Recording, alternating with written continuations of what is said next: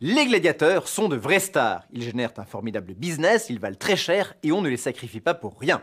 Contrairement à une légende tenace, il est rare que le sang des gladiateurs coule dans l'arène. Découvrez la vérité sur ces hommes hors du commun. Voici la véritable histoire de l'un des plus grands gladiateurs de son époque, Columbus. Voilà. Pieds bien sur tes genoux, pieds bien sur tes genoux. Avance au bouclier, Columbus, avance au bouclier, avance au c'est bouclier. lui. Voilà, reviens, Avec reviens, ses reviens. 1,90 m et ses 90 kg, Voilà. c'est le maître incontestable Voilà, et incontesté C'est bon, de là. l'amphithéâtre. Tu l'auras. Tu es bien en forme, c'est bon. Son palmarès est impressionnant. En 80 combats, il n'a jamais mordu la poussière. Sa première palme, sa première grande victoire, il l'obtient à Capoue, où s'était révolté un certain Spartacus. Sa stature et son sens inné du combat attirent rapidement l'attention des plus grands agents de gladiateurs de Rome.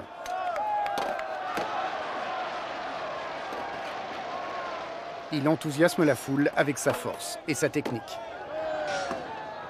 Columbus a déjà reçu des mains de l'empereur Tibère la rudis. Cette épée de bois symbolise son passage du rang d'esclave à celui d'homme libre. Riche, célèbre et adulé par les Romaines, Columbus pourrait se reposer sur ses lauriers, mais il a décidé une nouvelle fois de combattre dans l'arène. Respire, respire. Mais pendant que bien. Columbus Voilà. affûte ses derniers coups pour son grand retour, les tractations pour sa prime de match battent leur plein. À droite, drapé dans sa toge blanche, voici Marcellus, le magistrat. C'est lui qui organise et sponsorise ce futur combat. À ses côtés, dans sa tunique verte, l'agent des plus célèbres gladiateurs de Rome, Cenilius. La négociation atteint des sommets. L'agent demande 50 000 sesterces, une somme énorme. C'est l'équivalent de la solde annuelle de 1000 soldats romains. Mais c'est à la mesure de la notoriété de la star. En plus, un tournoi de gladiateurs, c'est au minimum 120 combattants. Il faut payer tout le monde et surtout les têtes d'affiche. 2000 ans plus tard, Hervé Galantucci reconstitue et organise de tels combats. On le voit, pour les Romains, ces tournois de gladiateurs, c'était un spectacle, mais aussi un énorme business. Les meilleurs combattants, les combattants d'élite, eux, coûtent 10 à 20 fois plus cher que les combattants débutants, les gladiateurs qui n'ont pas encore d'expérience, qui parfois ne touchent rien d'ailleurs, sauf peut-être s'ils gagnent. Prime de match, entraînement, comme les boxeurs professionnels d'aujourd'hui, les gladiateurs représentent un investissement énorme. Voilà pourquoi, et contrairement aux idées reçues, on cherche à épargner leur vie. Il y a peu de morts dans l'arène parce qu'un gladiateur coûte très cher à former et à entretenir. Alors on ne les sacrifie pas pour rien, au contraire on essaye d'économiser leur vie. Les combats de gladiateurs ne sont donc pas des tueries organisées. Ils ressemblent en fait à un art martial, comme par exemple l'aïkido, où l'on se bat aussi avec sabre et armure.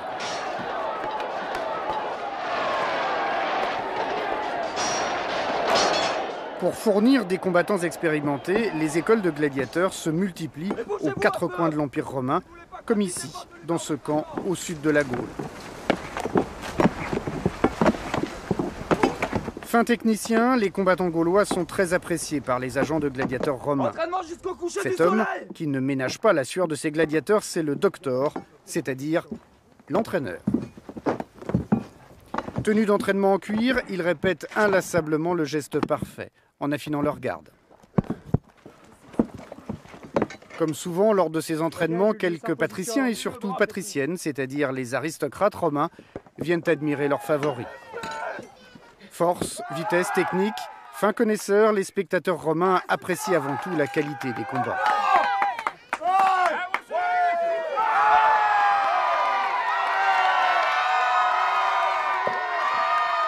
Aujourd'hui, les maîtres gladiateurs de l'Institut Ars Dimicandi ont retrouvé les gestes et les techniques de cet art martial oublié depuis des siècles.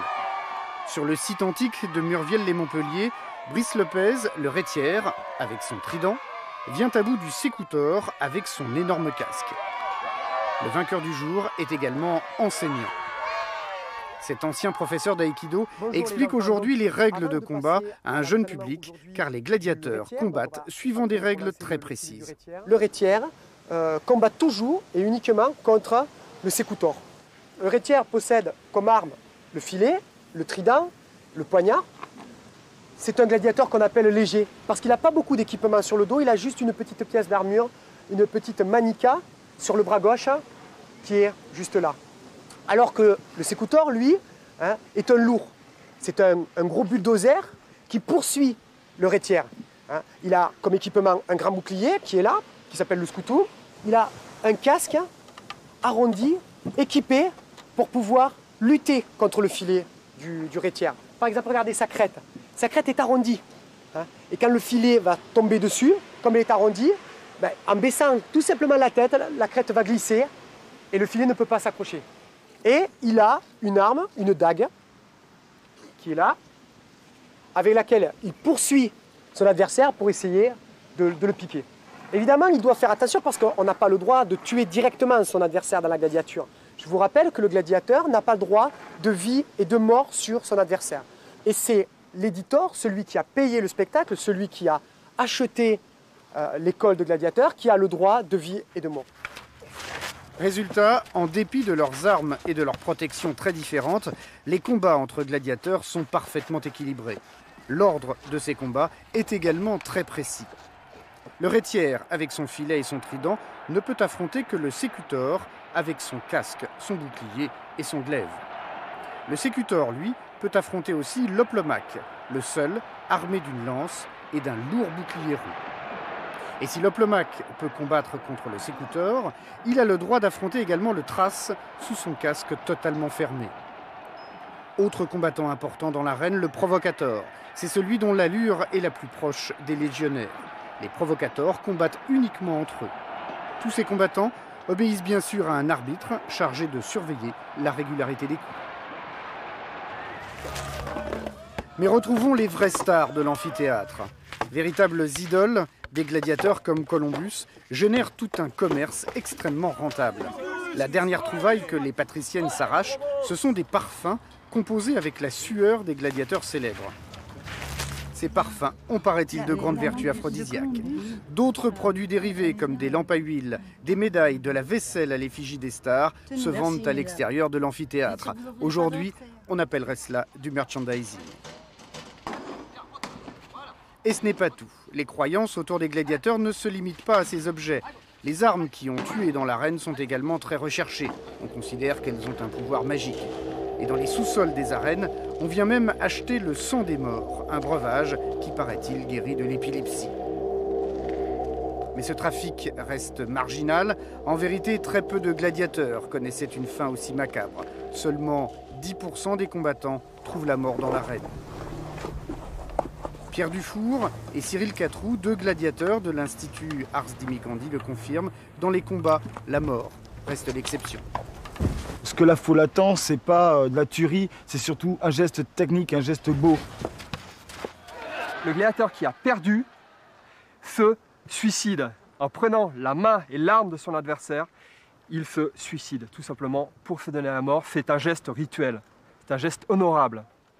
L'apothéose des combats de gladiateurs a lieu en 107 après Jésus-Christ. L'empereur Trajan investit la moitié de son trésor de guerre pour offrir au peuple de Rome le plus gigantesque combat de gladiateurs de tous les temps. Pendant 123 jours, 10 000 gladiateurs combattent sous les yeux de milliers de Romains.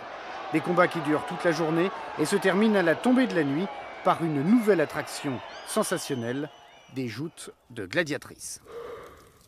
Ces combattantes, à la lueur des torches, apparaissent dans l'amphithéâtre au milieu du 1er siècle de notre ère. Elles deviennent en quelque sorte le tableau final des grandes rencontres martiales. Les combats sont plus courts et les luttes plus incertaines, ce qui explique que nous trouvions peu de témoignages de grandes stars, comme chez les hommes. La seule qui a eu une certaine gloire au 1er siècle, c'est Amazonia. L'éclat de son regard vert derrière son casque pétrifie ses adversaires. Selon l'historien Pétrone, Amazonia sera affranchie par l'empereur Néron lui-même.